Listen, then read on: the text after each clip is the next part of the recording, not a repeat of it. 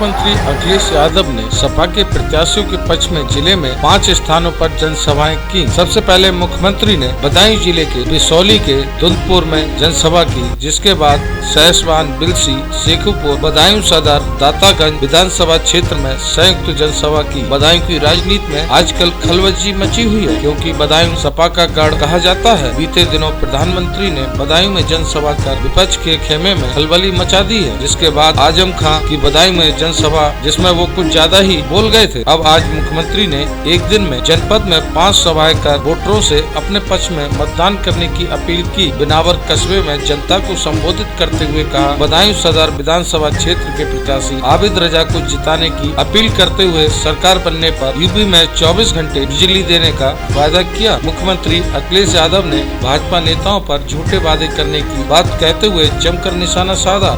अरे ये बताइए, प्रेमपाल जी को जिताओगे कि नहीं जिताओगे? कहीं स्पेयर वाली पार्टी के चक्कर में तो नहीं पड़ जाएगा कोई? पता नहीं कौन सा चुनाव चिन्ह होगा उनका। ये पंजा और साइकिल तो सब पहचानते हैं, पहचानते हो कि नहीं पहचानते? इसलिए साइकिल आबिद रजा और हमारा पंजा प्रेमपाल जी, दोनों को जिता देना। तमाम विपक्षी लोग घबरा गए हैं, कोई मुकाबला नहीं कर सकता, क्योंकि पहले चरण में ही समाजवादी पार्टी आगे आ गई है, अब दूसरे चरण में और आगे जाएगी। कम से कम समाजवादी पार्टी के काम पे भरोसा है लोगों को। अगर एम्बुलेंस चलाई तो कम से कम लोगों को भरोसा है कि अगर फोन करते तो एम्बुलेंस उनकी मदद के लिए पहुंच जाती है।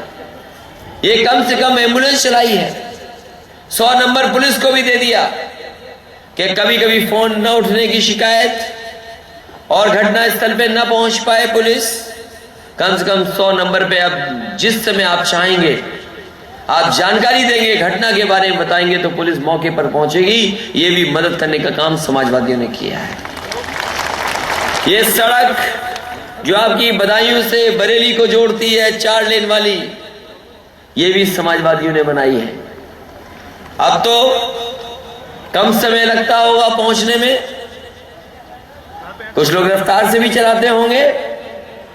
मेडिकल कॉलेज भी बन गया बदायूं में, और आने वाले समय में हम तय करने जा रहे हैं कि कम से कम हमारे गरीब और अगर कोई बीमार है यहीं पर इलाज हो जाए, उसको कहीं जाना ना पड़े, पूरा का पूरा पैसा सरकार की तरफ से भी उसको मदद कर मिलने का काम हो जाए। जो अभी हम दे पा रहे हैं 14, 16, 18, सरकार बनेगी तो गांव में भी 24 घंटे बिजली उपलब्ध कराने का काम समाजवादी लोग करेंगे।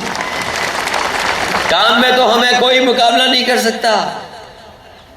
और दूसरे लोग भारतीय जनता पार्टी के, जिन्होंने कहा कि हम अच्छे दिन लाएंगे, सबको लाइन में खड़ा कर दिया। कोई नहीं बचा है जिसको लाइन में न लगना पड़ा हो।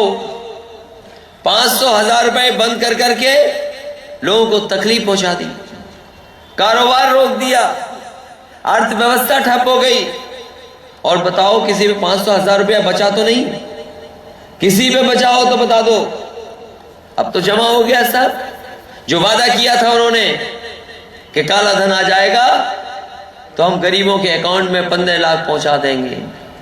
अब तो हम जानना चाहते हैं कि 15 लाख तो दूर, अगर आपने 15,000 रुपया भी किसी के अकाउंट में पहुंचाया हो तो बताइए। और अब तो पैसा पूरा आपके पास है, कम से कम आप बता दो कि काला धन इस पैसे में कितना मिला है आपको। अभी तो आए थे प्रधानमंत्री यहां पर बदायूं में, बताओ काले धन के बारे में बता के गए कि नहीं गए? कम से कम हिसाब दे जाते, इससे हमारे नौजवानों को नौकरी और रोजगार भी मिल सके। इसे इन्हीं शब्दों के साथ अपने आबिद रजा और प्रेमपाल जी की मदद कर देना, इनको जिता देना, जिससे कि समाजवादी सरकार एक बार फिर उत्तर प्रदेश में बन जाए। आप सबका बहुत बहुत धन्यवाद, बहुत बहुत आभार प्रकट करता हूँ। वहीं मुख्यमंत्री के बिनावर से जाते ही भगदड़ मचना शुरू हो गई, जिसमें मैदान में कुर्सियां भी टूटी। तो कोई ऐसा एक क्षेत्र और इलाका नहीं है जहां आपके द्वारा किए हुए विकास कार्य हमें ना दिख रहे हो। जहां हम गुजरे हैं बदायूं के, आज दूधपुर से चले हैं, कहीं सड़क के रूप में, कहीं मेडिकल कॉलेज के रूप में, कहीं पुल के रूप में, कहीं आरओबी के रूप में, कहीं बाईपास के रूप में, कहीं 4 लेन के रूप में, आपके द्वारा किए हुए हर काम को बदायूं की जनता देख रही है। आए थे कल प्रधानमंत्री जी और कह के गए कि बदायूं का विकास नहीं हुआ है, मैंने कहा था कि प्रधानमंत्री जी काश आप सड़क से आए होते तो आपको महसूस होता कि बदायूं का कितना विकास हुआ है। जहां बदायूं का इतना शानदार विकास हुआ है, वहीं बदायूं के लोगों, आज हमारी आपकी जिम्मेदारी भी बढ़ गई है। जहां आबिद रजा साहब को संबंधों को लेकर प्रधानमंत्री ने बहुत सारी चर्चाएं की, मैं पूछना चाहता हूं प्रधानमंत्री जी से, आज हम और आबिद एक हो गए, आदरणीय सलीम साहब और समाजवादी पार्टी और हम सब एक हैं, तो प्रधानमंत्री जी आपके पेट में क्यों दर्द हो रहा है?